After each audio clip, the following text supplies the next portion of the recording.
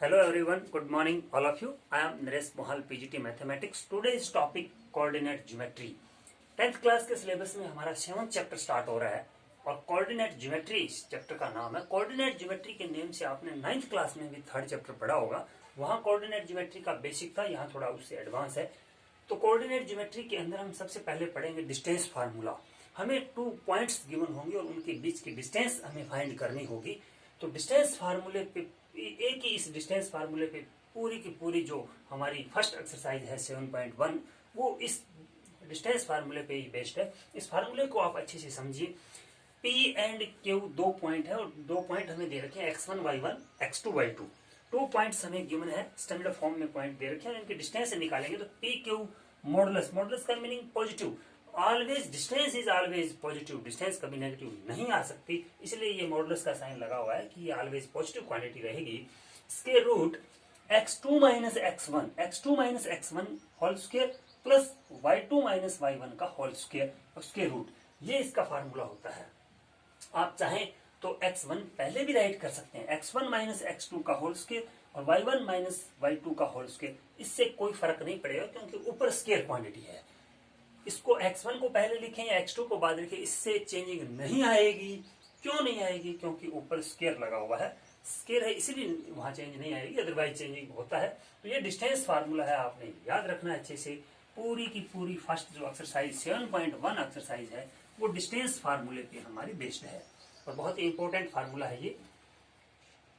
PQ equal x2 minus x1 square plus y2 minus y1 का square root whole का square root होगा। Square root ऐसे भी बोल सकते हैं आप, square root x2 minus x1 का whole square plus y2 minus y1 का होल स्क्वायर। तो आपने याद रखना चाहिए डिस्टेंस फार्मूला, नेम से याद रखना है कि आपसे सुने कि डिस्टेंस फार्मूला तो आप ये फार्मूला सुनाएंगे।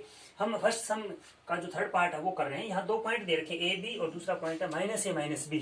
हमने इनको ए और बी नेम दे दिए, तो ए बी की हमें डिस्टेंस निकालनी। ए पॉइंट यहाँ है, बी यहाँ है, तो इन दोनों की हमें डिस्टेंस फाइंड करनी है। तो वही formula x2 minus x1, x2 पहले लिखा है हमने, x2 माइनस फार्मूले में आती है x1 whole square plus y2 minus y1 का होल स्क्वायर।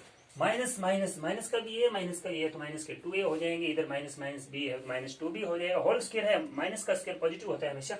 2 का square 4, 4a square plus 4b square और 4 टेकिंग आउट 4 इंटू ए स्क्वायर प्लस बी स्क्वायर। और 4 का जो स्क्वायर रूट है वो प्लस माइनस 2 होता है, तो माइनस यहाँ होगा नहीं क्योंकि डिस्टेंस लगा रहे हैं, इसलिए हम पॉजिटिव केस ले लेंगे। 2 square root X square plus Y 2 square root A square plus B square unit, ये हमारी इसकी डिस्टेंस आ गई। इंपॉर्टेंट सम है, पिछले जो मार्च में 12 मार्च को 10th क्लास का बोर्ड का एग्जाम था उसके अंदर ये आया हुआ था।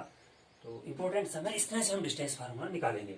सेकंड सम आप ट्राई करेंगे। 3rd सम के अंदर हमें 3 पॉइंट गिवन है ए बी एंड सी। हमें शो करना है कि दीज पॉइंट आर कोलिनियर। क्या ये पॉइंट कोलिनियर है? क्या कोलिनियर का मीनिंग क्या होता है? कोलिनियर का मीनिंग होता है कि 3 पॉइंट्स हमें गिवन है वो एक स्ट्रेट लाइन में है क्या? इन तीनों पॉइंट्स को मिलाने से एक स्ट्रेट लाइन बनती है क्या? अगर स्ट्रेट लाइन बने तो वो कोलिनियर होंगे और अगर स्ट्रेट लाइन ना बने तो वो नॉट कोलिनियर होंगे। जैसे एक पॉइंट यहाँ है और एक यहाँ है और मैं कहूँ कि एक पॉइंट यहाँ है, मैं इन तीनों पॉइंट को अगर ज्वाइन करूंगा तो यहाँ पे एक ट्रायंगल बन जाएगी। तो this is not collinear. given 3 points are not collinear here and here 3 points are collinear। Collinear का मीनिंग वो स्ट्रेट लाइन में होने चाहिए। वो कैसे हो सकते हैं? जैसे यहाँ है, एक पॉइंट यहाँ है और एक यहाँ है, अगर मैं तीनों को मिलाऊं तो तीनों मिलाने से एक स्ट्रेट लाइन बन रही है, तो दीज पॉइंट आर कोलिनियर। और तीनों पॉइंट्स को मिलाने से एक ट्रायंगल बने तो these point are not collinear. तो हमें बताना है कि कोलिनियर है या नहीं है। तो हमें ए बी और सी 3 पॉइंट मान लिए, हम डिस्टेंस निकालेंगे ए बी की, फिर डिस्टेंस निकालेंगे बी और सी की, बी सी की, फिर डिस्टेंस निकालेंगे ए सी की।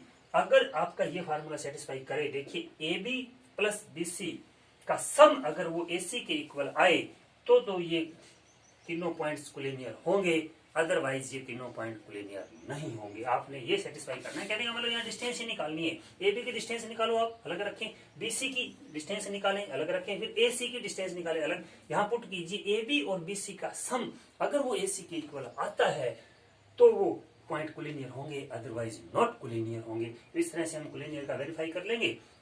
जो 4th सम गिवन है उसमें check whether these point are vertex of isosceles triangle. Isosceles triangle हो चाहे इक्विलेटरल ट्रायंगल्स हो, अगर हमें ट्रायंगल्स की बात करें तो हम ट्रायंगल्स के वर्टेक्स लिख लेंगे यहाँ पे, जो भी हमें वर्टेक्स गिवन है तीनों, और हम क्या करेंगे, हम तीनों साइडों की लेंथ निकालेंगे, ए भी निकाल लेंगे by distance formula, B C भी निकाल लेंगे और ए सी भी निकाल लेंगे, तीनों साइडों की लेंथ निकाल लेंगे डिस्टेंस फार्मूले की हेल्प से। ए बी के निकाल रहे हैं तो ए और बी पॉइंट यूज होंगे, ए सी निकाल रहे हैं तो ए और सी यूज होंगे, बी सी निकाल रहे हैं तो बी और सी यूज होंगे। तो डिस्टेंस फार्मूले की हेल्प से तीनों साइडों की लेंथ आ जाएगी। अगर उसमें कोई दो साइड इक्वल है तो वो ट्रायंगल आइसोसेल बन गई, अगर all three sides are equal हैं तो वो इक्विलेटरल ट्रायंगल बन गई, और तीनों साइडें ही अगर डिफरेंट डिफरेंट आ रही है तो वो स्केलेन ट्रायंगल बन गई। तो इस तरह से चेक करना है, डिस्टेंस फार्मूले हमें निकालने हैं। फर्स्ट 4 सम आपने आज ट्राई कर लेने हैं। आज के लिए इतना ही, डिस्टेंस फार्मूला आपने अच्छे से याद कर लेना है। Thank you. फर्स्ट 4 सम आपने कर लेने हैं इसके।